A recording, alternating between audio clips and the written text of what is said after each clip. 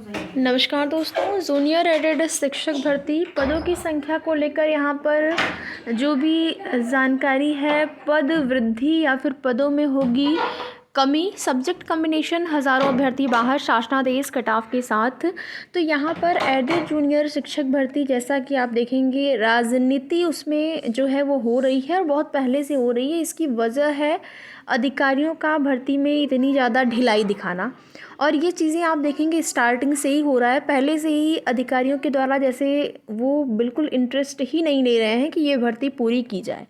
इसी का नतीजा हुआ है कि भर्ती में पूरी की पूरी जो है राजनीति वो देखने को आप सभी को मिल रही है, जिसमें कि आप सभी देखेंगे सीटों की संख्या को लेकर जो भी चीज़ें आपको देखने को मिल रही हैं। अभी बहुत ज़्यादा अभ्यर्थी परेशान हैं कि सीटों की संख्या में क्या जो है कमी हुई है, क्योंकि अभी तक ऑफिशियल नोटिस ना ही सीटों की संख्या को लेकर ये हुई है कि कितने सीटों पर शासनादेश जारी हो रहा है, ना ही सीटों में संख्या में वृद्धि, ना ही सीटों की संख्या में कमी।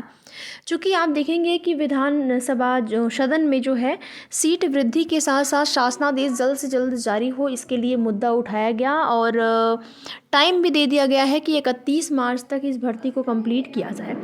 तो सदन में जो मुद्दा उठाया गया उसके बाद ये चीज़ें तो है क्लियर कि आपके जो पद हैं उसमें वृद्धि होगी, लेकिन सीटों की संख्या में कमी होगी। इसको लेकर जब तक कोई ऑफिशियल नोटिस नहीं आ जाती है तब तक आप इसको भ्रामक ही समझिए, क्योंकि कमी तो नहीं होनी चाहिए। क्योंकि आरक्षण का जो नियम यहाँ पर लागू करना है, और अगर आरक्षण बिल्कुल सही तरीके से लगाना होगा तो फिर संख्या में वृद्धि ही होगी, कमी नहीं होनी चाहिए।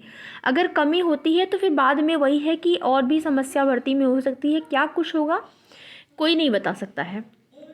अभी सीटों में वृद्धि की पूरी संभावना है। 99% आप मान के चलिए कि पदों में वृद्धि होगी, कमी तो नहीं होनी चाहिए। बाकी अगर अचानक से ऐसा कुछ हो जाता है तो फिर भर्ती जो है वो आपकी फंस जाएगी, कोर्ट में जाएगी। क्योंकि अभी तक इस भर्ती में टोटल सीटें या फिर विषयवार की बात ही अलग है। जब टोटल सीटों के बारे में ही जानकारी नहीं मिली या फिर नहीं बताया गया, बस केवल और केवल न्यूज़पेपर के माध्यम से 1894 या फिर 1897 आप लोग हमेशा देखते आए हुए हैं। और इसी के साथ साथ आप सभी लोग यहाँ पर देख रहे हैं कि अधियाचन, जब आपका अधियाचन मिला था तो उस टाइम 6000 पदों का अधियाचन मिला था। तो उस टाइम यही था कि 6000 पदों पर ये भर्ती जो है वो आपकी पूरी की जाएगी। अब देखना ये होता है कि भर्ती जो है कितने पदों पर विज्ञापन जारी होता है, शासनादेश के साथ साथ क्या कटाव भी जारी होगा। तो इसको लेकर भी आपके मन में सवाल है किस तरीके से। देखिए, ज़्यादा यहाँ पर संभावना 90-97 से आवेदन लेने की है। 90-97 पास जितने भी अभ्यर्थी हैं यहाँ पर, लगभग 42-45 प्लस अभ्यर्थी हैं, तो उन सभी अभ्यर्थियों से आवेदन लिया जाए। या फिर यहाँ पर दो ही चीज़ें हैं, या फिर सबसे आवेदन लिए जाए जिसमें कि ज़्यादा संभावना जो है वो ज़्यादा सबसे आवेदन लेने की है, या फिर यहाँ पर हो सकता है कि 2-2.5 गुना अभ्यर्थियों को बुलाकर ये लोग डॉक्यूमेंट वेरिफिकेशन कराएं और उसके बाद फाइनल जो कट ऑफ है वो जारी हो। तो ये चीज़ें तो आपको शासनादेश जारी होने के साथ ही होंगी।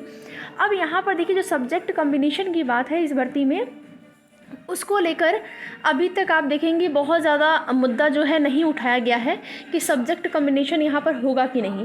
क्योंकि जब एग्ज़ाम हुआ था तो उस टाइम जो है कुछ अभ्यर्थी ऐसे भी थे जिन्होंने कि जो उनका सब्जेक्ट रहा है उस सब्जेक्ट से ना होकर किसी भी, मतलब जैसे दूसरे सब्जेक्ट 6 to 8 के लिए ये आपका सुपर टेट का एग्ज़ाम हुआ था, कुछ अभ्यर्थी ऐसे भी थे जिन्होंने कि मैथ और साइंस जिनका रहा, सब्जेक्ट उनका मैथ साइंस रहा है, लेकिन उन्होंने एसएसटी से एग्ज़ाम दिया हुआ है।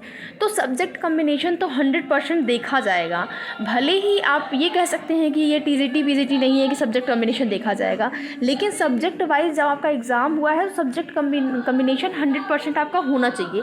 जैसे कि अगर आपने 12th में मैथ और साइंस आपका है तो जाहिर सी बात है, वैसे तो ज़रूरी नहीं है कि अगर आपने 12th में मैथ साइंस पढ़ा है तो आपने जो स्नातक किया है वो भी आपका विज्ञान वर्ग से हो, वो कला वर्ग से आप कर सकते हैं। या बहुत सारे अभ्यर्थी ऐसे होंगे कि उनका 12th जो है मैथ साइंस से रहा होगा, लेकिन उनका जो स्नातक है वो उनका कला वर्ग से हुआ होगा।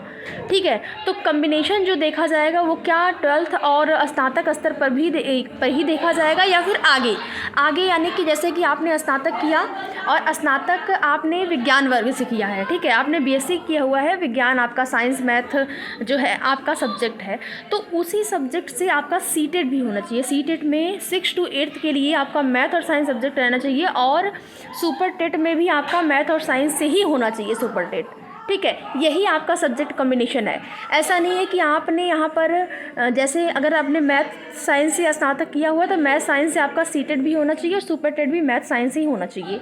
आपका एसएसटी जो है अगर आपने स्नातक में एसएसटी सब्जेक्ट लिया हुआ है, ठीक है, और आपने यहाँ पर जो आपका सीटेट है वो एसएसटी सब्जेक्ट से है, 6 to 8 आपने क्वालिफाई किया हुआ है, फिर सुपर टेट में आपने एसएसटी सब्जेक्ट से चुना हुआ है तो एसएसटी सब्जेक्ट का आप टीचर बनेंगे। और अगर यहीं पर हिंदी, संस्कृत और इंग्लिश की बात करें तो इंग्लिश वाले जो अभ्यर्थी होंगे उनका स्नातक में उनके इंग्लिश होना चाहिए। साथ ही साथ आपने जो सीटेट दिया है, सीटेट में जैसे कि ऑप्शन चुन सकते हैं आप, संस्कृत आपने हो सकता है संस्कृत लिया हो या फिर इंग्लिश लिया हो। संस्कृत और इंग्लिश में से एक सब्जेक्ट आपको क्या है चुनना पड़ता है। जैसा कि अगर आपने इंग्लिश आपका सब्जेक्ट है तो तभी आप यहाँ पर इंग्लिश के लिए होंगे, ठीक है, योग्य।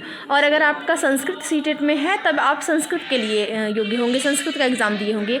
तो सब्जेक्ट कम्बिनेशन बहुत ज़्यादा ज़रूरी है इस भर्ती में। इसको आप लोग को जहाँ तक जानकारी मिल रही है कि बिल्कुल ये सीरियस मैटर है, इसमें सब्जेक्ट कम्बिनेशन होना चाहिए। और इस वजह से, सब्जेक्ट कम्बिनेशन ना होने की वजह से इस भर्ती में संभावना है अभ्यर्थियों के बाहर जाने की, ठीक है। बाकी आपकी क्या राय है सब्जेक्ट कम्बिनेशन को लेकर, आप कमेंट के माध्यम से पूछ सकते हैं, बता सकते हैं, जो भी आपकी राय है आप दे सकते हैं। आगे की जो भी सूचना होगी आपकी भर्ती संबंधित आप सभी को उसकी जानकारी समय समय पर इस चैनल के माध्यम से दी जाएगी। तो वीडियो में लास्ट तक बने रहने के लिए आप सभी का बहुत बहुत धन्यवाद।